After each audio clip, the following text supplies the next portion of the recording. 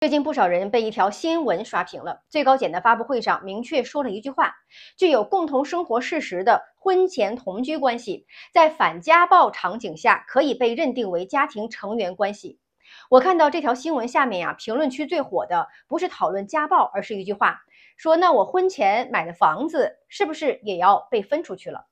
说实话呢，这个担心一点儿也不奇怪，因为在很多普通人的理解当中有三个东西常年被混在一起：感情、家庭、资产。今天这期视频呢，我想帮大家把这件事讲清楚。这条新闻其实解决的是人身安全问题，不是财产自动共有问题。如果你把这两件事混在一起，那你后面关于买房、贷款、结婚的所有决定都非常危险。我先说这条视频的核心结论婚前同居不等于自动共有财产，婚前买房也不等于结婚就对半分。房子的归属只看三件事儿：第一，房子是谁买的；第二，钱是谁出的；第三，房贷是怎么还的。法律可以为了保护你，把你认定为家庭成员，但是不会因为你们有了感情就默默替你把账本给改了。这一点呢，大家一定要清楚。为什么很多人会本能的害怕？因为传统中国人的观念里面有一个非常典型的错觉，只要关系足够亲密，资产就会自然融合。但是现代社会当中的规则呢，可能要清晰一些，就是关系呢可以是模糊的，比如同居，但是资产一定要是精确的。你可以不算情绪账，但是法律一定会算资金账，特别是房子这种金额大、周期长、风险重的资产，只要走错了一步，纠纷可能长达几年甚至十几年。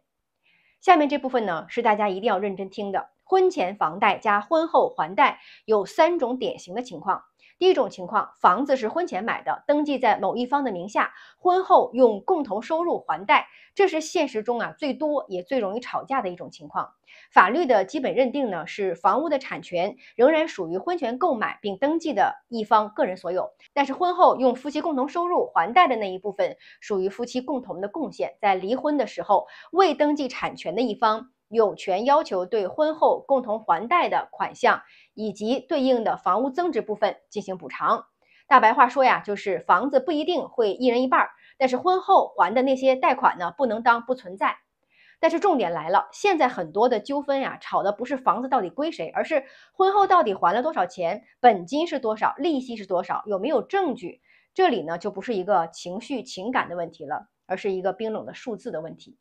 第二种情形呢是婚前买房，但是婚后明确规定了还贷也是各还各的，那这类人现在越来越多，尤其是再婚家庭，双方收入差距较大，或者本身财务意识比较清晰的人。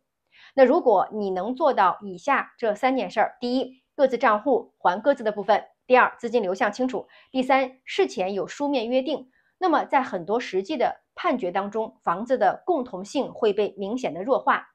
所以呢，它就更像是一套婚前资产加辅助支持关系。这类家庭最大的优势就是事后撕扯的空间非常小。在有明确规定的情况下，房屋的个人财产属性会得到更强的保障，能够有效的避免事后的纠纷。第三种情况呢，是有最高风险的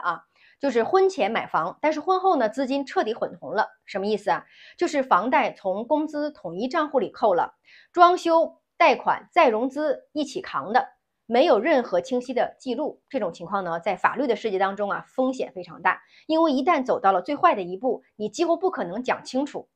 很多人就是栽在了这一点上，他们的财务边界彻底的混乱了。